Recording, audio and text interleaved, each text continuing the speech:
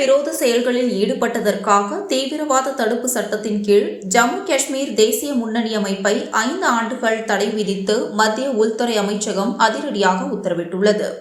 இந்தியாவில் சட்டவிரோத செயல்களில் ஈடுபடுவோரையும் தீவிரவாத அமைப்புகளுக்கு ஆதரவாக செயல்பட்டு வரும் அமைப்புகளையும் மத்திய உள்துறை அமைச்சகம் அதிரடியாக தடை செய்து வருகிறது.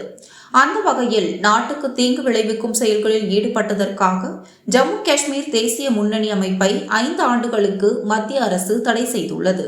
இதுகுறித்து மத்திய உள்துறை அமைச்சர் அமித்ஷா தனது எக்ஸ் பதிவில் ஜம்மு காஷ்மீர் தேசிய முன்னணியை சட்டவிரோத அமைப்பாக அரசு அறிவித்துள்ளது.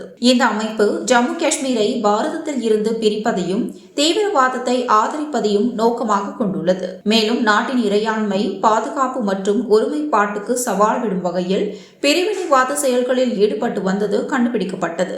பாரத மக்களின் பாதுகாப்பை உறுதி செய்வதற்கு தீவிரவாத சக்திகளை களையெடுக்க வேண்டும் என்பதில் மத்திய அரசு உறுதியாக உள்ளது என்று பதிவிட்டுள்ளார். கடந்த 2017ஆம் ஆண்டு தீவிரவாத நடவடிக்கைகளுக்கு நிதியுதவி அளிக்கப்பட்ட வழக்கில் JKNF தலைவர் நயீம் அகமது கானை தேசிய புலனாய்வு முகமை கைது செய்தது.